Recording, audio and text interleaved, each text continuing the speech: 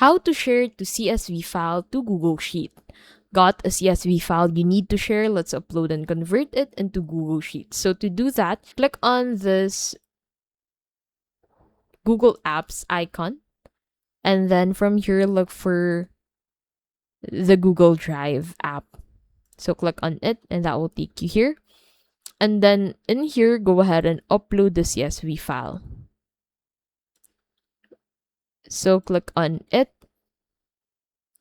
and then upload it. So once the file has been uploaded, double click on it and it would be viewed in Google Sheet.